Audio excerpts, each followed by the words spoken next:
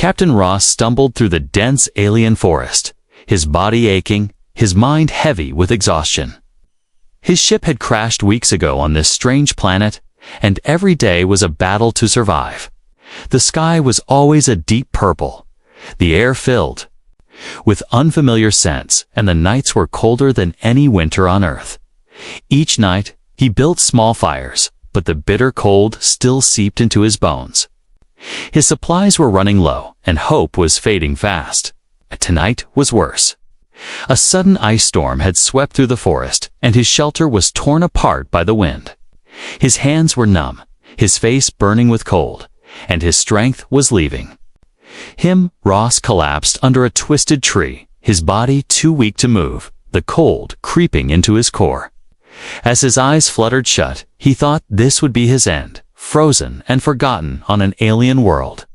But then, through the wind and darkness, he heard a soft voice. It was smooth, almost musical, yet desperate.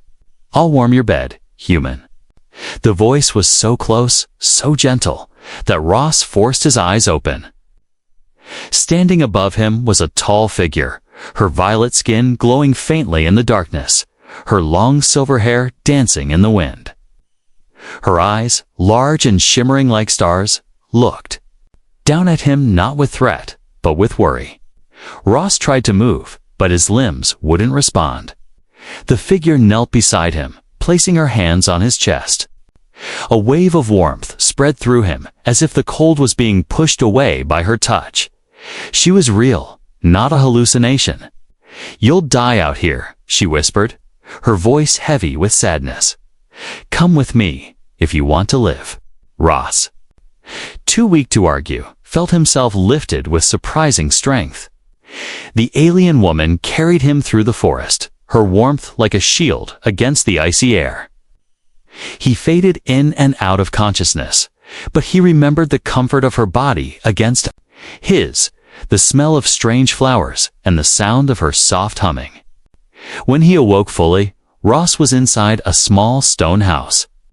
A fire crackled nearby, and warm blankets covered him. He looked around and saw the woman sitting by the fire, feeding it carefully. When she noticed he was awake, she smiled softly. "You're lucky I found you," she said. "Not many survive the frost alone." Ross croaked, his throat dry. "Who are you?" She stood and approached, kneeling beside him. "My name is Lyra. I was a wife. A mother. My mate was killed by raiders. Since then, I've been alone here with my children. Without a partner, my kind grows cold, inside and out. We need others to survive, to stay warm. To stay alive," she hesitated, then added, "I wasn't lying when I said I'd warm your bed. I meant it, but not just for my sake. My children need warmth too. They need a father." Her voice cracked slightly, a mixture of desperation and hope. Ross's mind spun with questions. He was a stranger, a lost human, and yet this alien woman was asking him to stay, to be close, to share warmth. "Why me?" he asked weakly. Lyra looked away, sadness in her eyes. "Because there's no one else. And because I can feel your kindness, human. You didn't push me away, even though I am strange to you." Just then, Ross noticed small figures peeking from behind a curtain. 3 little alien children, their skin a lighter shade of violet, their eyes wide with curiosity and fear. They looked at him as if seeing a miracle. Lyra followed his gaze and smiled faintly. "My little ones, they've never seen a human before. They've never had a father." Something inside Ross stirred. He had been alone for so long, too drifting in space, isolated, now stranded here. Was this fate? Was this his second chance? Still, part of him remained cautious. Was this real? Or was it some trick, some alien ploy? Lyra seemed to sense his hesitation. "I won't force you," she said quietly. "You are free to leave when you're strong enough. But If you stay, you'll save us. All of us. She stood and returned to the fire, giving him space. Ross stared at the ceiling, warmth returning to his limbs, but his heart colder with uncertainty. Should he trust her? Was this the beginning of a strange new life, or the start of another trap on this unforgiving world? As he drifted back to sleep, the words echoed in his mind. "I'll warm your bed, human. My children need a father." And for the first time since crashing here, Ross wondered if maybe, just maybe, he wasn't as alone as he thought. When Ross opened his eyes again, the weak morning light was peeking through the cracks of the stone walls. The warmth around him was unlike anything he had felt since arriving on this cold, alien planet. The fire still burned, but the heat that kept him alive was coming from somewhere else. Lyra was sitting nearby, watching him with gentle concern. Her violet skin softly glowing as if she absorbed and radiated warmth naturally. She wasn't just some alien who rescued him by chance. She stayed close, ensuring he survived the night. As Ross sat up, the children peeked from behind the walls again, their small eyes filled with curiosity and a cautious hope. Lyra smiled and gestured to them. "Don't be afraid. He won't hurt you," she said softly to the children. Then turned to Ross. They've never seen an off-worlder before. They've only ever had their father. Until the raiders took him from us. Ross cleared his throat, still weak but recovering. "You said you needed a father for them. Why? What does that mean here?" Lyra looked down, sadness shadowing her glowing eyes. She explained slowly, "My species. We don't just live in pairs for love. Our bodies need connection to survive. Without a bonded mate, we grow cold, not just in body, but in soul. Our warmth comes from our partners. When my husband died, my heat began to fade. I've been using my energy to keep my children alive, but I am running out of strength. Alone, I will wither away, and so will they." Her voice trembled slightly, but she remained composed. "When I found you in the forest, I thought, maybe fate had sent you to us, a living being full of warmth, full of life. Maybe you could bond with me, maybe you could save us." Stared at her, struggling to believe what he was hearing. Yet everything about her seemed sincere. Her hands, her body, even her aura seemed to radiate a life-saving warmth. He remembered how his body had responded to her touch, how the biting cold had melted away. But still, a part of him hesitated. He had no idea what bonding meant to her species, or what it would require from him. Was it just sharing a bed, or something more permanent? Could he even return to his old life if he got involved? Ross looked around the small stone house. It was modest, but well kept. The walls were decorated with strange woven cloths, and the air carried the scent of herbs and flowers. It wasn't a place of danger. It felt like a home. And yet, it was. A home built on grief and loneliness. "You saved me," Ross said quietly. "But I don't know if I can give you what you're asking for." Lyra's eyes softened. "I understand. You are a stranger here, and I am asking for more than just kindness. But let me show you something. Maybe it will help you understand." She stood and called her children over. Slowly, the three little ones came forward. They looked delicate, with small frames, light violet skin, and silver hair like their mother. The oldest, a girl who looked no more than 10 in human years, stepped closer. She looked at Ross and whispered, "Are you going to stay? Will you be our father?" Her innocent question struck Ross deeper than he expected. He saw the need in her eyes, not just for protection, but for family, for connection. He watched as the other two children held on to Lyra's dress, their eyes pleading for an answer. Lyra knelt beside them and looked up at Ross. "We won't survive the next frost without help. I've done all I can, but I'm fading.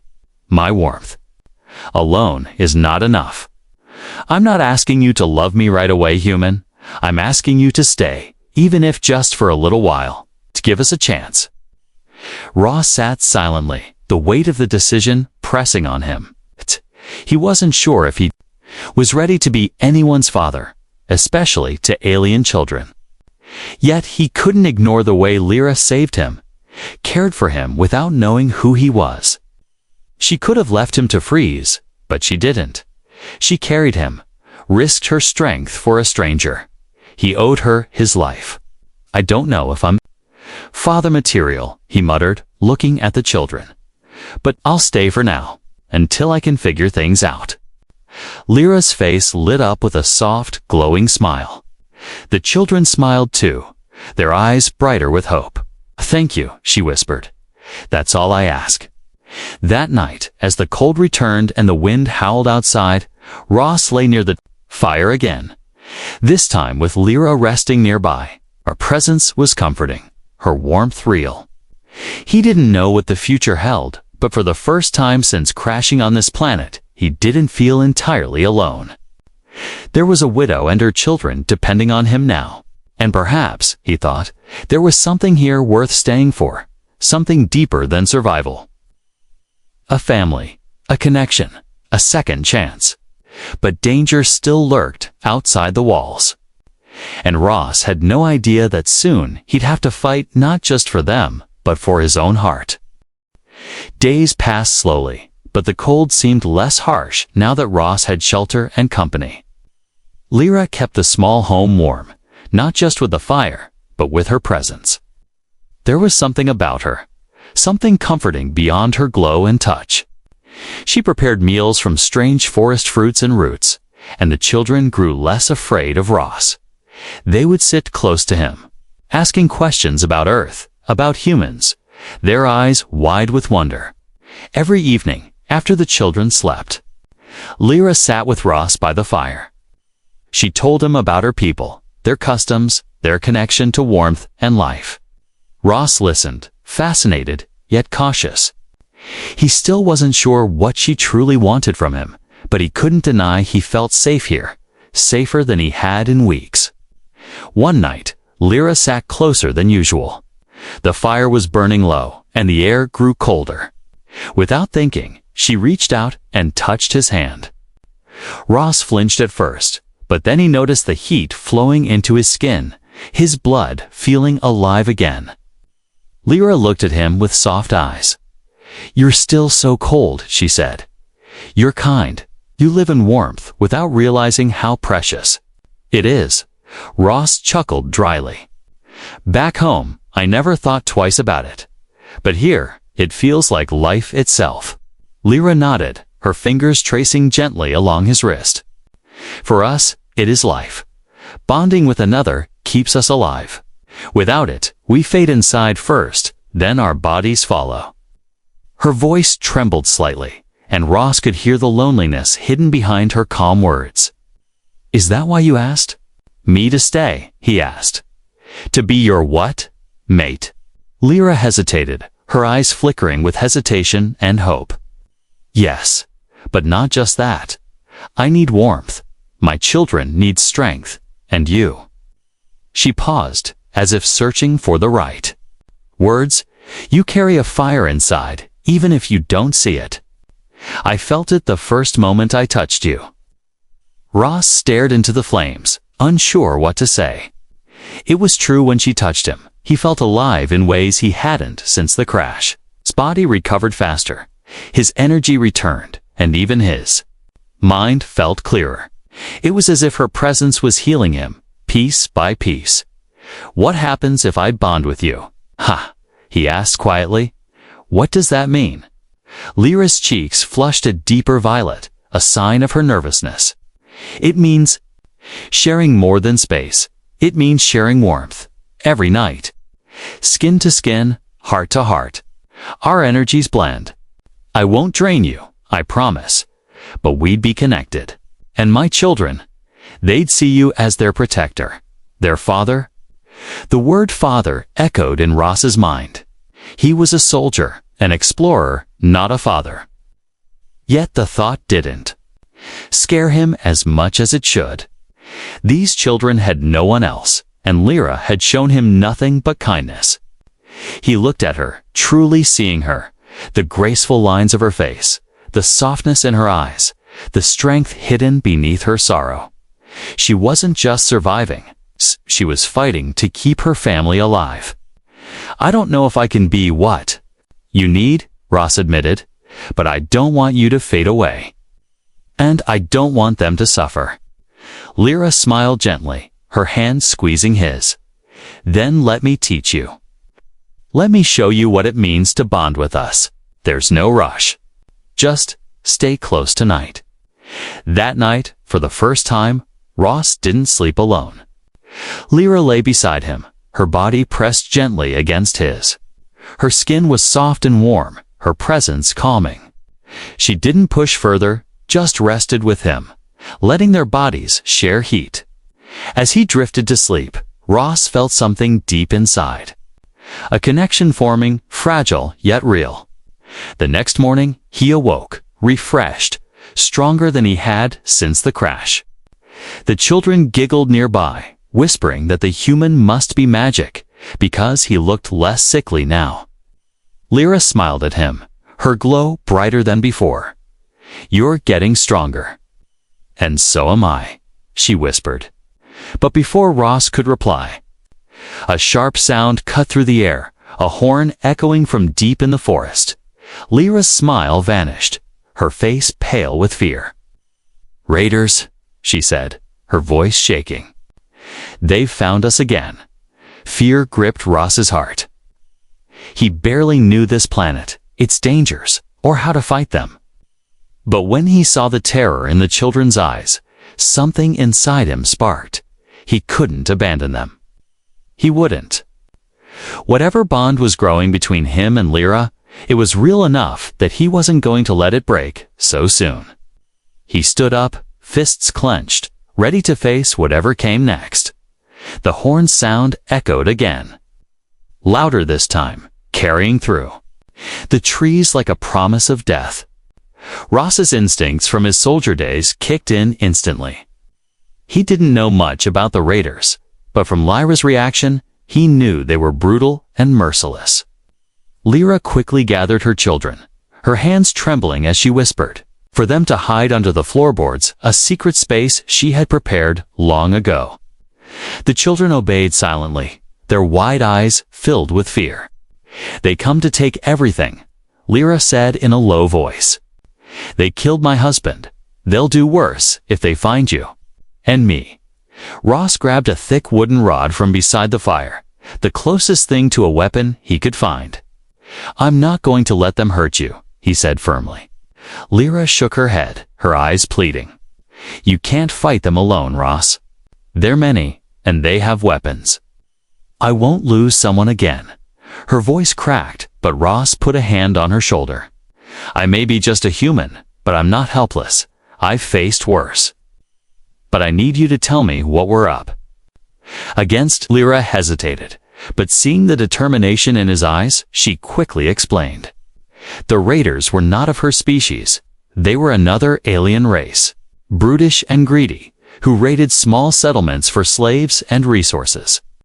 They had thermal weapons, crude but deadly, and they showed no mercy to the weak. "Their leader is a beast," Lyra said bitterly, "a giant with metal armor.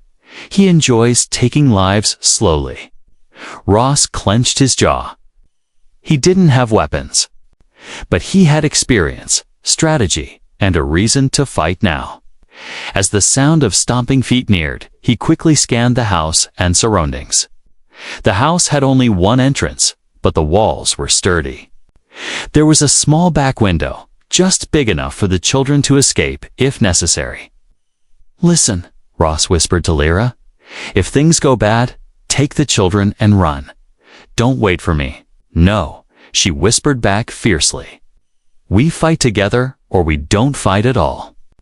Before Ross could argue, the door was kicked open with a crash. 3 towering raiders stepped inside, their skin a rough gray, their bodies clad in scrap metal armor. Their leader was, as Lyra described, a massive brute with metal plates fused. To his flesh, his eyes red with cruel delight. "Ah, the widow still lives," the leader sneered, his voice deep and mocking. "And what's this? A human? How curious. Maybe I'll keep you alive, Earthling, just to see how long you can scream." The raiders laughed, but Ross stood his ground, gripping the wooden rod tightly. "You'll have to kill me first." Ross spat, his voice cold and steady. The leader grinned. "Oh, that can be arranged." One raider lunged forward, but Ross moved swiftly, ducking under the swing of a rusted blade and striking the raider's knee with the rod. The alien roared, in pain, stumbling back. Another raider rushed, but Lyra stepped in, her body suddenly glowing brighter, her hands flaring with heat. She pressed her palm against the raider's arm and steam hissed as his flesh burned. He screamed and fell back, clutching his sizzling skin. Ross was stunned. Lyra had power, real power, but it came with a cost. Her glow dimmed after the attack, her body visibly weakening. "Careful," Ross shouted. "Don't burn yourself out." But the leader wasn't impressed. He stepped forward, grabbing Ross by the throat with one giant hand, lifting him off the ground with terrifying strength. "You're brave, human. But bravery doesn't stop death." Ross struggled, gasping for air. But then Lyra screamed, not in fear, but in fury. She stepped forward, her entire body igniting in radiant heat, her violet skin blazing like fire. She placed both hands on the leader's arm, and the metal on his body began to glow red, melting. The leader roared in pain, dropping Ross, who fell hard to the ground, coughing violently. Lyra didn't stop. She pushed more heat into the leader's body, her own strength visibly draining as her glow flickered dangerously. "You will not take my family," she screamed. With a final burst of energy, she unleashed a wave of heat that sent the raider leader crashing through the wall, his body smoldering. The other raiders, seeing their leader defeated, fled into the forest, terrified of the blazing widow. But Lyra collapsed, her glow fading fast. Ross crawled to her side, holding her trembling body. "You're okay," he whispered, trying to steady her. "You did it. You saved us." She looked up at him weakly, her voice barely a whisper. "I couldn't. Let them take you. Or the children. You're part of us now." Ross felt his heart tighten. She had risked her life for him, just as he had stood to fight for her. This wasn't just survival anymore. A bond was growing, strange, fragile, but undeniable. As the children emerged from hiding, running to their mother, Ross knew this was far from over, but he also knew he wouldn't leave them. He was part of this family now, whether he had planned it or not. Ross knelt beside Lyra, cradling her weakened form as her glow faded almost to nothing. She was breathing, but her strength was nearly gone, and her skin, once warm and vibrant, now felt cool and fragile. The children surrounded them, their small hands reaching out to touch their mother, tears welling up in their strange, shimmering eyes. Ross had seen soldiers collapse from exhaustion before, but this was different. It wasn't just physical. Tiredness. Lyra had poured her very life force into protecting them. He didn't know the rules of her biology. But one thing was clear: if she didn't recover, she might never regain her warmth, and without it, she would die. "Stay with me, Lyra," Ross urged softly, brushing her silver hair away from her face. "Don't leave them. Don't leave me." Her eyelids fluttered weakly, her lips barely moving. "I gave too much. But I couldn't let them hurt you." Her voice was barely a whisper, but her determination still flickered within her. Ross looked at the children, then back to Lyra. He had no tools, no medicine, but he remembered her words about bonding, that their species needed. Warmth, closeness, skin to skin. Maybe it was their only chance. Without wasting time, he gently pulled Lyra closer, wrapping his arms around her, pressing his body against hers to share whatever heat he could give. Her skin was cool, but not yet cold like death. He closed his eyes, focusing on the connection. Between them, "You said this bond keeps you alive," he whispered. "Then take my warmth. Take whatever you need." The children watched in silence, hopeful yet scared. Slowly, Ross felt a subtle change. The space between their bodies no longer felt empty. There was a soft hum, a vibration just under his skin, like energy being exchanged. He felt a warmth grow between them, starting faint but gradually building, as if Lyra's body was waking up, remembering how to absorb life from another. She stirred slightly, her breathing steadier, her violet skin regaining a faint glow.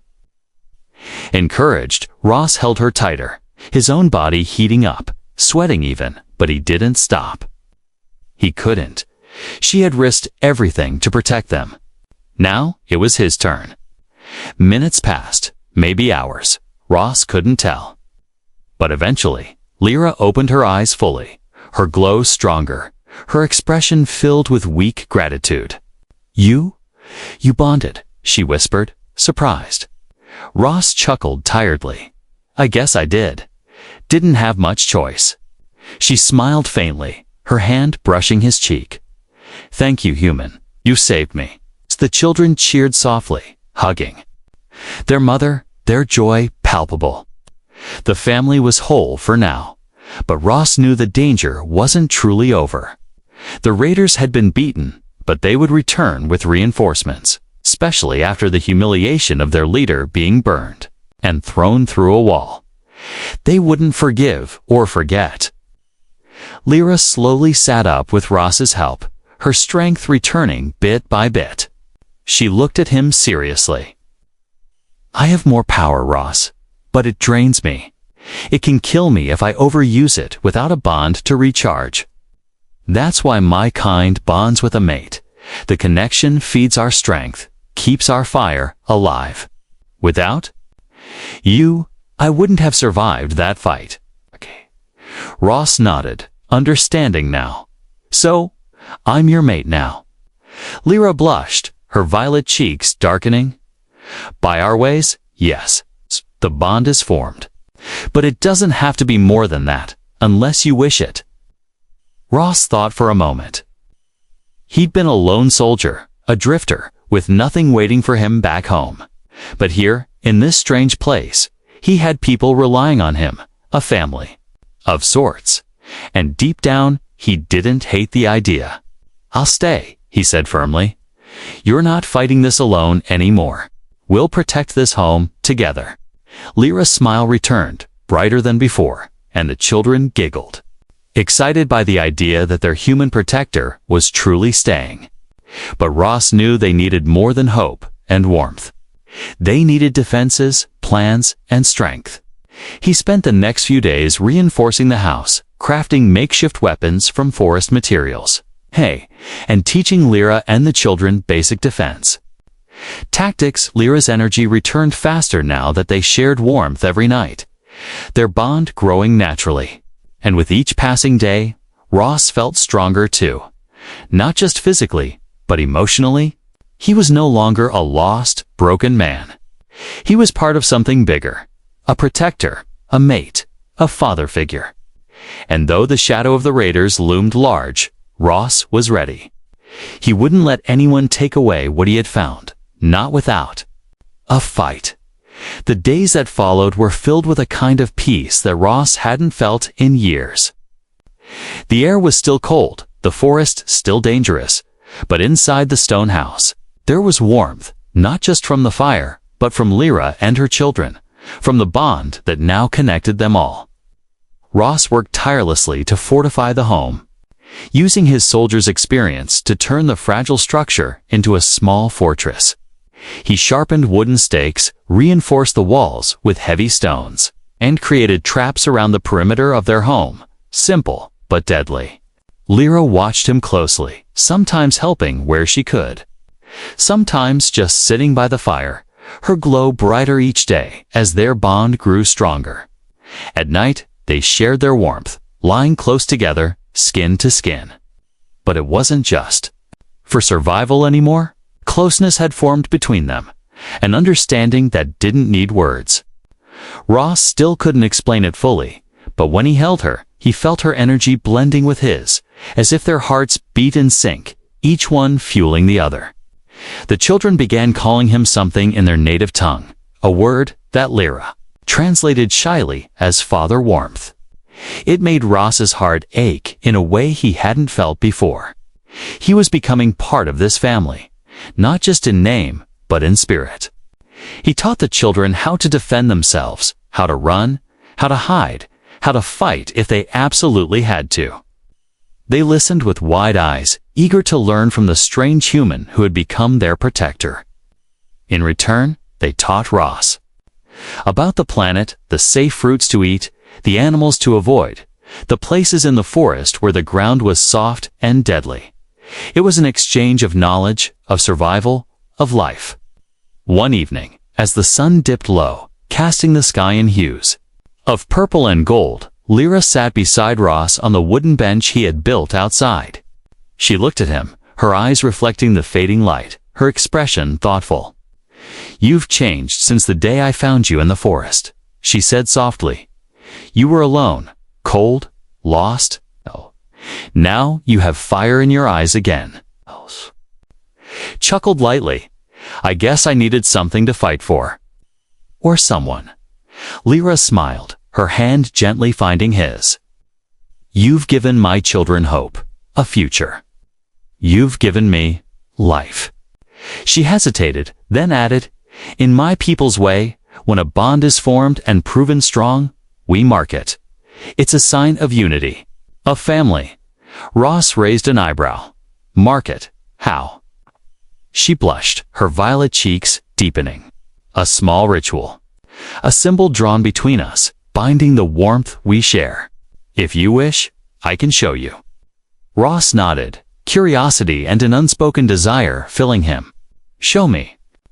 Inside the house, after the children had gone to sleep, Lyra prepared a small bowl of glowing paste made from crushed herbs and minerals. She explained that when applied to the skin, it marked the bond between mates, glowing softly whenever they were near each other, a living symbol of connection. She dipped her fingers into the paste and gently traced a symbol onto Ross's chest, over his heart. The mark glowed faintly, warm to the touch. Then, with a tender smile, she guided his hand to her own chest, over her heart, where he repeated the process. As his fingers traced the symbol onto her skin, their eyes locked, the air between them electric with unspoken feelings. When the mark was complete, it pulsed softly, a rhythm that matched their heartbeats. Lyra leaned in, resting her forehead against his.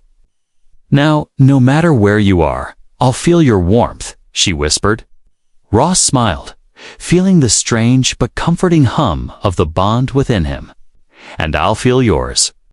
They stayed like that for a while, wrapped in each other's presence, the world outside forgotten. But deep inside, Ross knew peace like this was fragile. The raiders would return. They always did. But this time, he wasn't just a survivor. He was a protector, a mate, a father. He had something worth fighting for, something worth dying for, if it came to that. As they lay together that night, their marks glowing faintly in the dark, Ross made a silent promise to himself to defend this family with everything he had, to never let the cold, or the raiders, or anything else tear them apart. He had found his place in this strange world. He wasn't lost anymore. He was home. The days turned to weeks, and Ross had never felt more alive. The bond between him and Lyra grew stronger with each passing day. Their bodies and souls intertwined through the ritual they had sealed together.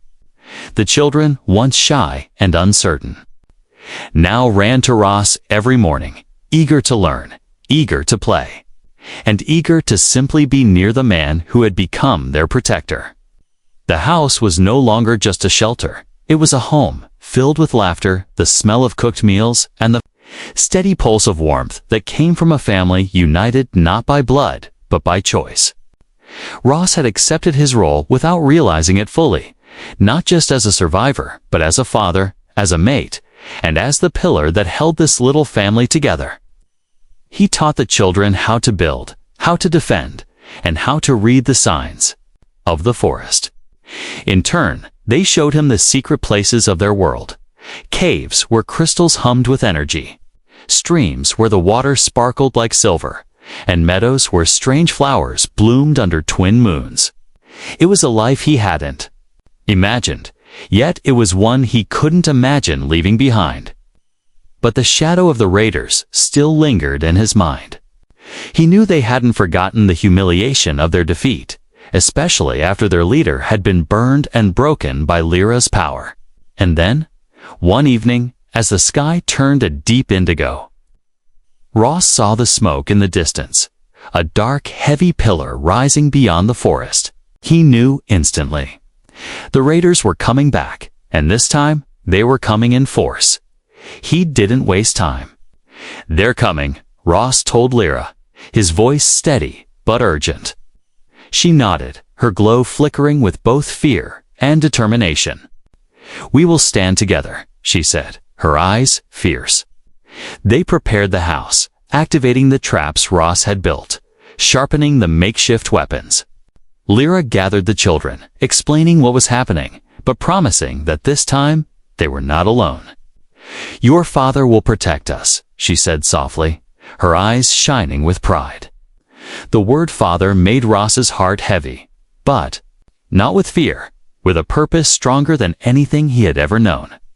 As the sun disappeared, the sounds of the raiders echoed through the forest: growls, laughter, the stomping of heavy boots.